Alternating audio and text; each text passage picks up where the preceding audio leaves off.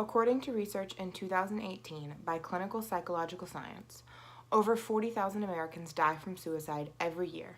And according to a 2012 article in Youth and Society, suicide is the leading cause of death among young adults between the ages of 18 and 24.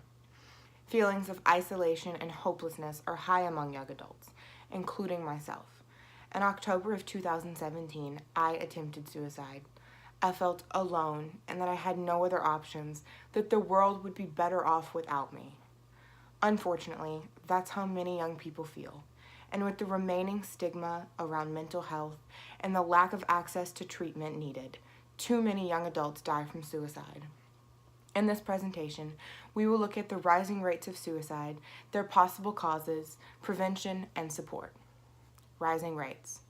An article in Time magazine by Lindsay Tanner says suicide rates in teens have been rising from 2010 to 2015 after being at a steady decline for nearly 2 decades. In 2015, 36% of teens reported feeling sad or hopeless and admitted to suicidal thoughts, ideations, and actions. This number rose to a staggering 45% in girls. External factors.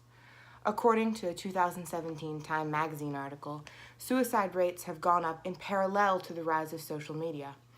Many teens have pointed to cyberbullying and the internet's depiction of a perfect life.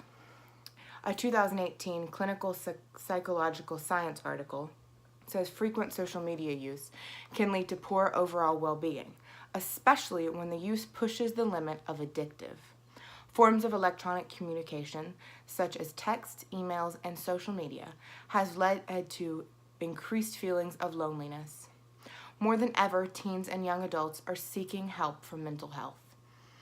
Youth and Society in 2012 concluded that students with problems in school, such as low grades, attendance, or credits, were at a higher risk for depression and other mental illnesses. Those with low or little stress management were at an even higher risk. That, paired with the lack of sleep most young adults get, show the most elevated risk. Internal factors. According to a 2002 Newsweek story titled Young and Depressed, many adolescents and young adults with mental illnesses go untreated due to the continued stigma surrounding psychological illnesses. Signs of depression in teens and children are steadily increasing. Some are even calling it an epidemic, although they are unsure if the rates are rising or if just more attention is being brought to it. Early untreated depression can often lead to worsening depression, as well as mood and personality disorders in adults. Depressed individuals usually go years suffering before it's identified, and less than 1 in 5 get the treatment needed. On college campuses, many symptoms of depression, such as isolation, fatigue, are misdiagnosed as mono or chronic fatigue syndrome. Mental illnesses, often genetic, and those exposed to individuals with mental illnesses at a young age will often develop mental illnesses themselves.